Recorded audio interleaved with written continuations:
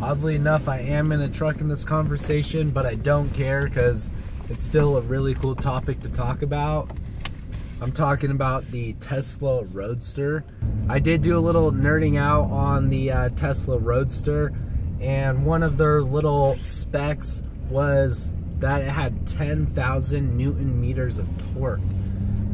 And a lot of us really understand car specs and miles per hour, horsepower, and torque. And so I kind of wanted to break it down. Like, it's basically, if I'm a 160-pound person, it's basically like if I was on a 46-foot long stick on the end and I was just hanging on it.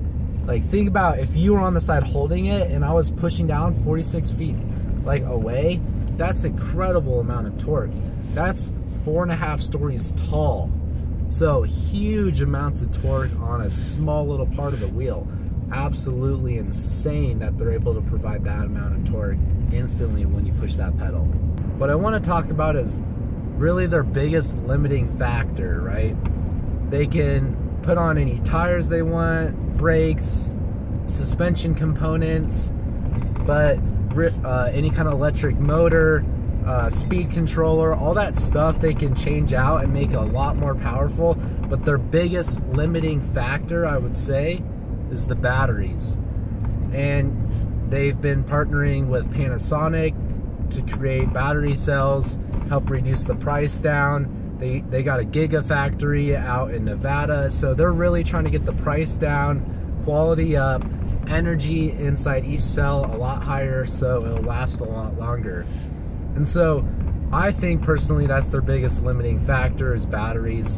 And no matter what you think on the ethics side of it, if it's good for mining and recycling, what really matters right at that spot when they're driving the car is how quickly it discharges, how quickly it will charge, and how long it actually lasts. So traditionally they use just the 18650 battery cells. It's just a little bit bigger than a AA battery. It's a cylinder. I took Calc 1 and there was a section called optimization, and we actually did a little bit of optimization on like soda cans and how like manufacturers can figure out like what the minimum amount of material for the maximum amount of volume. So if you make a really long can like Red Bull, you're not going to get as much volume in there, and you're going to use more material. But like a Coca-Cola can, you know, might be a little bit more on a medium side, so it has more volume inside of it and uses less material. And when you're making millions and millions of cells, it really starts to affect your cost, because what they're trying to do with the Model 3 is drive the cost down.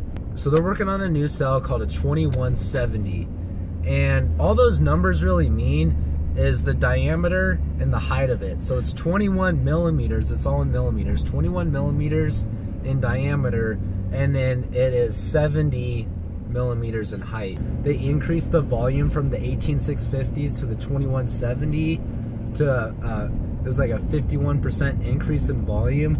So they can store now 51% more energy into their cells, which is pretty cool. The second part to this is really the chemical part of the cell, what's actually inside it, how the energy is getting held in there.